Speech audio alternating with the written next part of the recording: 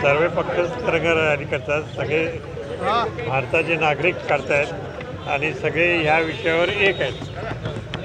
अनेक ठिकाणी या रॅलीला राजकीय स्वरूप देण्यात आलेलं आहे, श्रेय देण्याचा राजकीय स्वरूप कोणी देण्याची काही आवश्यकता नाही, कारण हे या देशाच्या कामासाठी सगळे एकत्र आलेले आहेत. तर काँग्रेसवरती देखील टीका जी आहे ती केली जाते. काँग्रेसवरती टीका मोठ्या प्रमाणात केली जाते. एकीकडे पाकिस्ताननं जे प्रश्न विचारायला पाहिजे ते काँग्रेसचे अनेक नेते विचारत आहेत असं देवेंद्र फडणवीस देखील काल म्हटलेले. प्रश्न विचारणे हे काही चुकीचं नाही आहे, सगळं सत्य बाहेर यायला पाहिजे.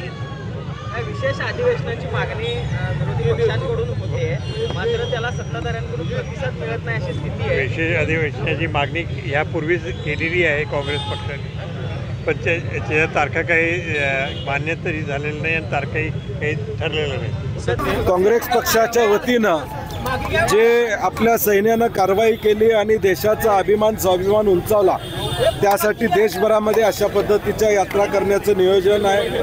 त्याच पद्धतीनं आज कोल्हापूरमध्ये ही भव्य यात्रा सर्व माजी सैनिकांच्या माध्यमातून आम्ही करतो.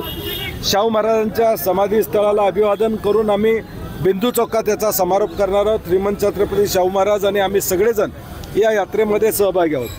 उद्देश एवढाच आहे की जे सैन्यानं केलेल्या कारवाईला काँग्रेस पक्षाचा पाठिंबा आहे आणि निश्चितपणे दहशतवाद मोडून काढण्यासाठी सैन्य जे पावलं उचलल त्याला काँग्रेस पक्षाचा पाठिंबा राहिली आमची भूमिका आहे. नाही, मला वाटतं जयशंकर जे परराष्ट्र मंत्री आहेत ते काय बोलले हे देशानं ऐकलेलं आहे आणि मला वाटतं की आमचे नेते राहुलजी असतील, खरगे जे असतील, यांनी काही प्रश्न विचारलेले आहेत की तुम्ही अधिवेशन बोलवा, नेमकं काय घडलं काय नाही घडलं याची माहिती लोकांना द्या, विषय दुसरीकडे घेऊन जाण्यापेक्षा तुम्ही मूळ विषयाकडे यावा अशी आमची मुख्यमंत्र्यांना विनंती असणार.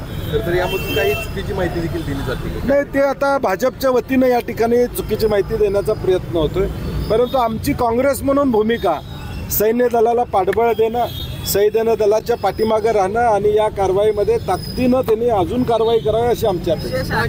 मागणी भाजपकडून होते, काँग्रेसकडून होते, मात्र सरकार केंद्र सरकारकडून त्याला प्रतिसाद मिळताना दिसत नाहीये. कुठेतरी विशेष अधिवेशन घेण्यासाठी टाळाटाळ केली जाते. ते मला वाटतं अनेक विषय आहेत.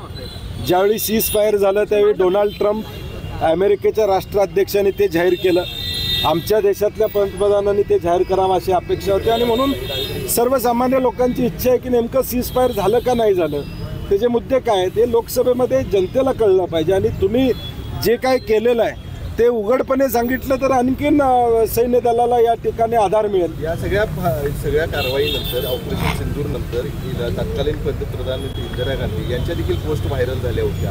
काय नेमक्या अनुषंगाने त्या पोस्ट व्हायरल नाही, त्या त्यांची भूमिका जी होती ती कशा पद्धतीची होती, पाकिस्तानबरोबर या ठिकाणी आपल्या देशाची भूमिका काय असली पाहिजे हे सगळ्या देशानं इंदिरा गांधींच्या रूपानं बघितलेलं आहे आणि तोच इतिहास पुढं आलेला आहे आणि तशीच अपेक्षा लोकांच्याकडून होती. भाजपकडून देखील रॅली काढली जाते, मात्र या रॅलीमधून राजकीय नाही, भाजपची रॅलीचा आमचा संबंध आहे. काँग्रेस पक्ष सैन्य दलाच्या पाठीशी दाखवण्यासाठी आमच्या देशभर चालू आहे. भाषणामधून पण क्रेडिट घेण्याचा प्रयत्न होतोय. नाही, मला वाटतं सैन्य दलाचं हे क्रेडिट या ठिकाणी आणि जर हे सगळी वस्तुस्थिती त्यांना काय म्हणायची असेल तर अधिवेशन घ्यावं.